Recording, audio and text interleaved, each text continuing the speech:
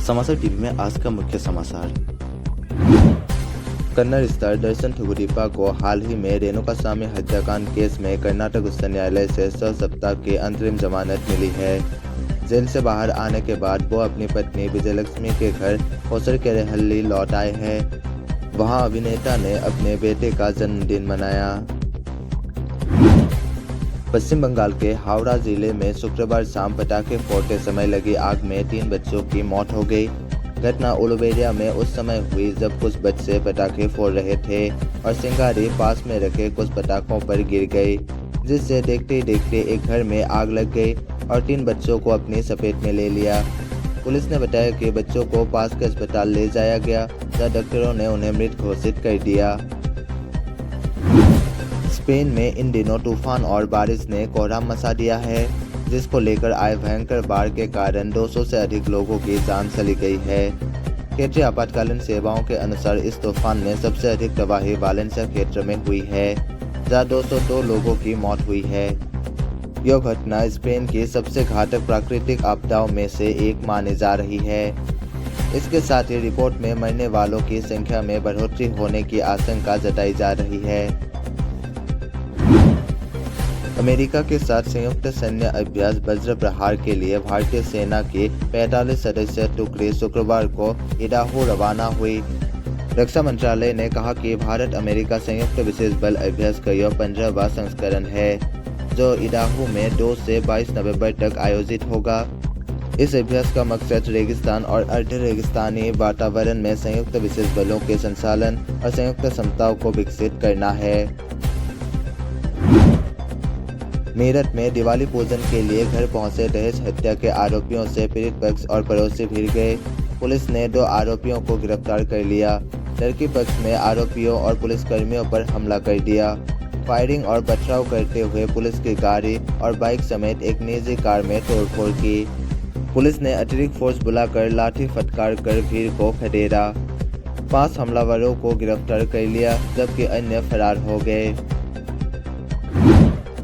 उत्तम नगर इलाके में बृहस्पतिवार देर रात एक फाइनेंसर की चाकू से गोदकर हत्या कर दी गई। मृतक की शिनाख्त गगन ओबराय के रूप में हुई है। परिवार वालों का आरोप है कि गगन की हत्या साजिश के तहत की गई है। मामले की छानबीन करने के बाद पुलिस ने कुछ संदिग्धों को हिरासत में लेकर पूछताछ कर रही है। 4 धामों में प्रमुख गंगोत्री धाम के कपाट शनिवार को अन्नकूट पर्व पर शीतकाल के लिए दोपहर 12:14 पर बंद किए जाएंगे। कपाट बंद होने के बाद मां गंगा के दर्शन उनके शीतकालीन पड़ाव मुखबा स्थित गंगा मंदिर में होंगे। वहीं यमुनोत्री धाम के कपाट रविवार को भैया दूज पर्व पर दोपहर 12:05 पर बंद होगा। उत्तराखंड में नवंबर के पहले सप्ताह में मौसम शुष्क रहेगा। पर्वतीय इलाकों में दिन के समय ठंडी हवा चलने से ठंड का एहसास हो सकता है। मैदानी क्षेत्रों में सतत धूप खिलने से मौसम सुहाना रहेगा। हालांकि प्रदेश भर में सुबह शाम तापमान में गिरावट होने से ठंड महसूस होगी। मौसम विज्ञान केंद्र की ओर से जारी पूर्वानुमान के अनुसार प्रदेश में 5 नवंबर तक प्रदेश के सभी जिलों में मौसम शुष्क रहेगा। धारचूला की ब्यास घाटी स्थित ओम पर्वत और आदि कैलाश दर्शन के लिए यात्रियों की संख्या में लगातार इजाफा हो रहा है।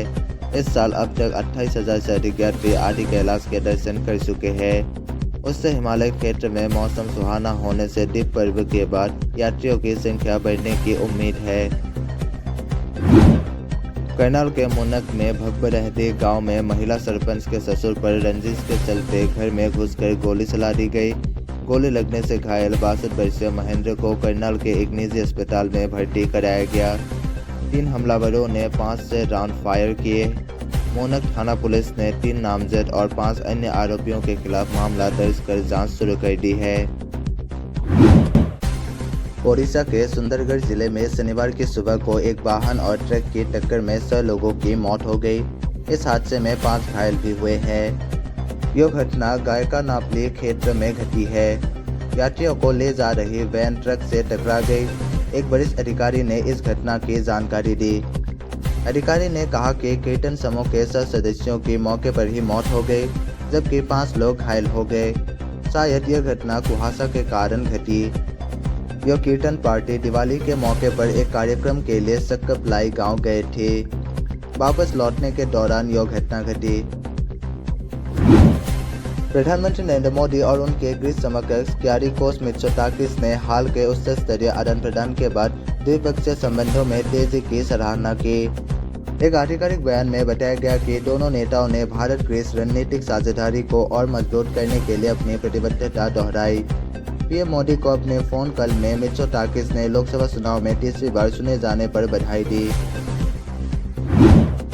बिजनौर में नजीबाबाद रोड पर अचानक सामने आए सांड को बचाने के लिए अचानक ब्रेक लगाया तो कार अनियंत्रित हो गई और पेड़ से टकराकर पलट गई। हादसे में 3 दोस्तों की मौत हो गई, जबकि 3 जिंदगी और मौत से जूझ रहे हैं। दीपावली गुजर गई, लेकिन उत्तर भारत में सर्दी नहीं आई। उड़ीसा और पश्चिम बंगाल में आए डाना चक्रवात ने ठंड की स्थितियों को पलट दिया। इस चक्रवात ने पहाड़ों से आ रही ठंडी हवाओं को दिल्ली समेत उत्तर भारत आने से रोक दिया, जिस वजह से इन क्षेत्रों का तापमान बढ़ गया है। मौसम विभाग का कहना है कि 15 नवंबर के आसपास ठंड के तेजी से बढ़ने का दौर शुरू हो सकता है। मौसम विभाग के अनुसार इस वर्ष ला नीना की वजह से भारत में कम अवधि के दौरान बहुत ज़्यादा ठंड पड़ने का आसार है। ला नीना के कारण समुद्र का तापमान ठंडा हो जाता है। ला नीना के दौरान प्रशांत तट से दूर का पानी सामान्य से ज़्यादा ठंड होता है, इसलिए इससे टकराकर लौटने वाली हवा ठंड को बेहद तीखा कर देती है। संदोसी में शनिवार तड़के क्राइम ब्रांच और पुलिस की बाइक सवार बदमाशों से मुठभेड़ हो गई। इसमें बदायूं जनपद के शौकीन और सानू को पुलिस ने गिरफ्तार कर लिया। सानू के पैर में गोली लगी, उसे उपचार के लिए अस्पताल में भर्ती कराया गया है।